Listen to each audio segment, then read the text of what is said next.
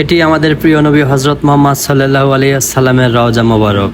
যারা ভিডিওটি দেখছেন সবাই সালাম দিয়ে যাবেন, আসসালাতু আসসালামু আলাইকা ইয়া রাসূলুল্লাহ অথবা আসসালাতু আসসালামু আলাইকা ইয়া হাবিবাল্লাহ। যে কোনো ভাবে নবীর রওজায় সালাম দিয়ে যাবেন। এটাই রিয়াজুল জান্নার সেই জায়গা যেখানে হাজিরা একবারই সুযোগ পায় নামাজ পড়তে আসার জন্য। আমার বাম পাশে যে কোরআন শরীফের রেওয়ালগুলো আছে এর ভিতরেই আমাদের প্রিয় নবীজির রওজা মোবারক। এখানে আসলে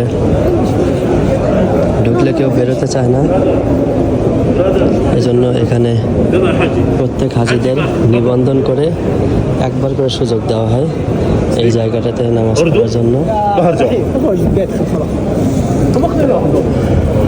প্রিয় নবীজি বলেছেন যে তার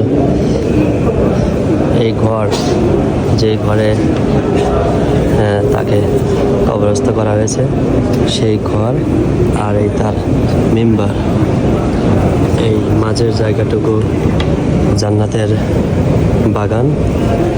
তো এই জান্নাতের বাগানে আসলে সবাই আসতে চায়। এখানে দেখতে পাচ্ছেন যে সেই মেম্বার, এখান থেকে নামাজ পড়া হয়। আর এর একটু দূরে আছে সেই খুতবার মেম্বার, এখান থেকে খুতবা দেওয়া হয়।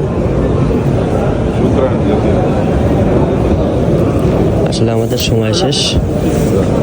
এটা হচ্ছে সেই জায়গা, যখন ভিড় হয় তখন এখানে নামাজ পড়ানো হয় এর উপর থেকে। মদিনা শরীফের প্রধান অংশ এটি। প্রিয় নবীজির ভিডিও যারা দেখছেন তারা একটি সালাম সবাই দিবেন, আসসালাতু আসসালামু আলাইকা ইয়া রাসূলুল্লাহ।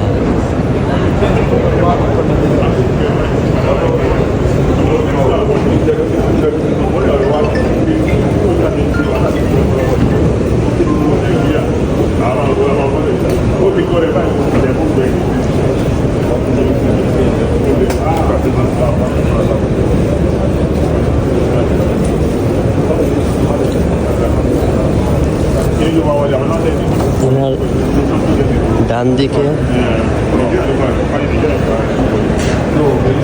যা দেখতে পাচ্ছেন এবং আমার বাম দিকে যা দেখতে পাচ্ছেন এগুলো সম্পূর্ণই মসজিদে নববীর অংশ। এগুলো পরবর্তীতে সম্প্রসারণ করা হয়েছে। আর যেটি প্রথমে দেখালাম ওইখানে নবীজি সাহাবীদের সঙ্গে বৈঠক করতেন, ওখানেই নামাজ পড়াতেন। এই জন্য ওইটাকে রিয়াজুল জান্নাহ বা জান্নাতের বাগান বলা হয়।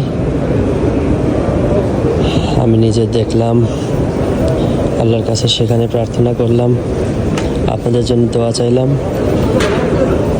আপনারা সামর্থ্য থাকলে সম্ভব হলে এসে দেখে যাবেন। আর